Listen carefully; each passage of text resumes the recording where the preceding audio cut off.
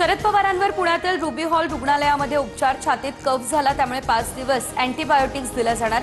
City स्कॅनसह इतर तपासण्या केल्याची माहिती। सध्या पवारांची प्रकृती स्थिर। जिल्हा परिषदेवर भाजपचा डंका, 12 पैकी 7 झडपींमध्ये भाजपचं वर्चस्व।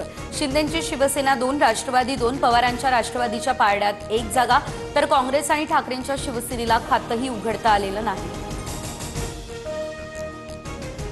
पंचायत समितीवरही भाजपचा झेंडा, 125 पैकी 51 पंचायत समितीवर भाजपची एकहाती सत्ता। शिंदेंची शिवसेना 26, राष्ट्रवादी 25, पवारांची राष्ट्रवादी 8, काँग्रेस 8, तर ठाकरेंच्या शिवसेनेला सर्वात कमी जागा। महाविकास आघाडीला जनतेने नाकारलंय, महाराष्ट्रात महायुतीच दिसेल, महाविकास आघाडीचा पराभव झालाय। जिल्हा परिषदेच्या विजयावरून चंद्रशेखर बावनकुळे यांचीही टीका।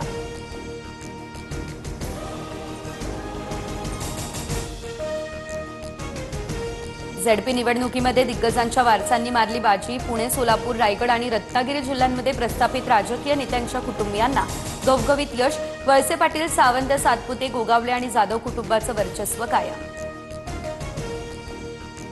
महाडमधून भरत गोगावले यांचा मुलगा विकास गोगावले विजय, तर हा जनतेचा विजय। हवेत चालणाऱ्या लोकांना परत एकदा घरी बसवलं। जनतेने सर्व डाव ओळखून योग्य निर्णय घेतला, भरत गोगावलेंचा निशाणा।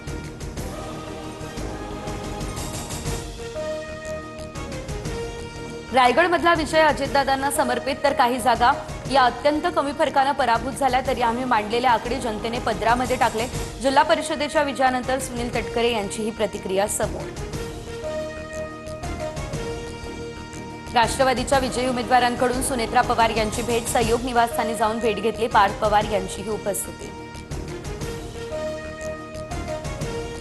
उमेश पाटलांच्या पराभवानंतर अनगरमध्ये भाजपकडून जल्लोष, मोहोळ तालुक्यामध्ये भाजपला मोठं यश। राजन पाटलांनी दंड थोपटले, उमेश पाटलांनी धाब्यावर ईव्हीएम सापडल्याचा आरोप केलेला।